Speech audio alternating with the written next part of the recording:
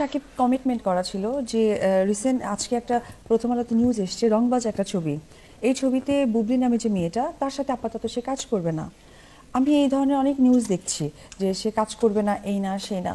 হঠাৎ আজকে সকালে দেখি যে সে নিউজ করেছে যে সাকিব বলছে আমাদের ভালো জুটি, এবং সেটা ফেস্টিভ ডেতে আসছে, মানে ঈদে ঈদে সেই ছবিটা সে করছে। এবং তার ছবি যে ডিরেক্টর শামীম আহমেদ রনি, সে একটা স্ট্যাটাস দিয়েছে খুব সুন্দর করে যে কিং খান এখানে জয়েন্ট হচ্ছে, বসগিরি খ্যাত নায়িকা বুবলি সে এখানে অ্যাড হচ্ছে। এটা দেখে না, এগুলো নিয়ে আমার সাথে প্রায় 1-1.5 মাস ধরে সাকিবের সাথে বাকবিতন্ড হচ্ছে যে করা যাবে না। ওই মেয়েটা অ্যাকচুয়ালি যেভাবে নিজেকে এক্সকিউজ করছে তোমার সাথে, তাতে করে মনে হচ্ছে যে এটা কেন হবে, তুমি তো জানো আমাদের বাচ্চা আছে। ও যদি এতটা তোমার সাথে গা মেশামেশি করে, কারণ আমাদেরটা এখনো কেউ জানে না, পাবলিকলি কেউ জানে না যে তুমি আমি বিবাহিত এবং আমাদের বেবি আছে।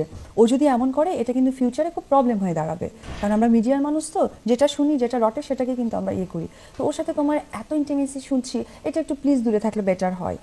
তো সে বললো যে হ্যাঁ কাজ করেছি এই সেই অমুক তমুক। একদিন আমি তার ফেসবুকে ওয়ালে দেখি যে ফ্যামিলি টাইম, মাঝখানে সাকিব বসা। তো এটা দেখে আমি ন্যাচারালি অনেক রেগে গেছি। রেগে আমি তখন তাকে বললাম যে কেন ফ্যামিলি টাইম দিবে। এটা তখন আমি তাকে বলেছিলাম যে মেয়েটার ওখান থেকে উঠিয়ে নিতে। তো সাকিব ভাই আছে যে মনির, তাকে দিয়ে আমি কথা বললাম, কারণ সে শুটিং করছে, ফোন রিসিভ করতে পারছে না। পরে মনির আমাকে জানালো যে এরকম দিদি ওই মেয়েটার সাথে কথা বলে না সাকিব, যদি কথা না বলে তাহলে কি করে ওই ফ্যামিলি টাইম যে লেখাটা লিখেছে সেটা কি করে উঠায় নেবে, ওই স্ট্যাটাসটা কি করে তুলে নিবে। আচ্ছা ঠিক আছে।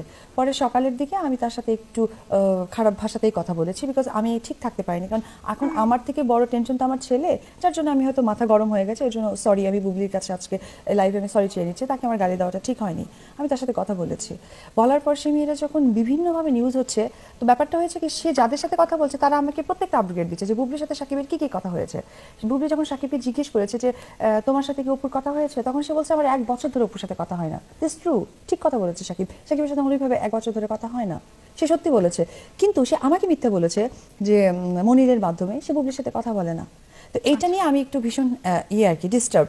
এবং আমার ম্যাক্সিমাম কাছের সাংবাদিকরা আমাকে বলেছে দিদি এই মুহূর্তে যদি বুবলিকে নিয়ে কাজ করে তাহলে কিন্তু আপনি একটুও ছোট হয়ে যাচ্ছেন ডেফিনেটলি। কারণ সাকিব ভাই আপনাকে বলেছে আপাতত বুবলির সাথে কাজ করব না, আবার বুবলি এগুলো দিয়েছি, সাকিব ভাই প্রতিবাদ করছে না, তাতে বোঝা যাচ্ছে যে সে ওকে একটু প্রেফার করছে, মনে হয় আপনাকে না।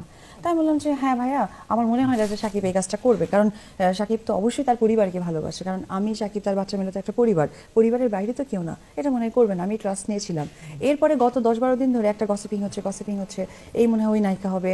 একবার নিউজ হইলো যে বুবলি, নাহলে আমাদের বাংলাদেশের নুসরাত ফারিয়া, নাহলে ওখানকার ফারিয়া নুসরাত জাহান, তারপর হচ্ছে সায়ন্তিকা, এই ধরনের হচ্ছে আমি এদের মধ্যেই হয়তো একটা কাউকে নিবে, কারণ সাকিব কথা দিয়েছে।